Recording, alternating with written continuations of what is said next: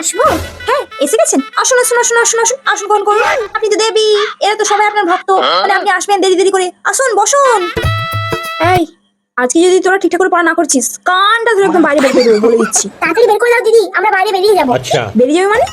এই, তোরা কি ভাবিস বলতো? পড়াশোনা করবি না মনে হয়। একদম পড়াশোনা করার দরকার নেই, উচ্ছন্নে যাবি সব। দিদি দিদি, আজকে খুব গরম, একটু আইসক্রিম খেলে কেমন হয়? চলো আইসক্রিম খাই। তুই খাবি? কেন, তুমি তো আমাদের খাওয়াবে। কেন আমি তোদেরকে খাওয়াবো? তুমি তো টিউশনি পড়িয়ে অনেক টাকা পাও, সেই জন্য। তুই 6 মাসে টিউশনের টাকা দিসনি, এটা মাথায় আছে? লজ্জা থাকা দরকার, মুখে একটু লজ্জা আছে তোর? আমি দিইনি তো কি হয়েছে, ওরা তো দেয়। তাহলে ওরা দেয়, ওদেরকে আইসক্রিম খাবো, তোকে খাওয়াবো না, যা। এই দাঁড়া দাঁড়া। হ্যাঁ, আমি পূজার মা বলছি। হ্যাঁ দিদি বলুন। পূজা কি আজকে টিউশন পড়তে গিয়েছে? ও হ্যাঁ, ও তো এসেছে। আপনি তাহলে আমাকে মিথ্যা কথা বললেন।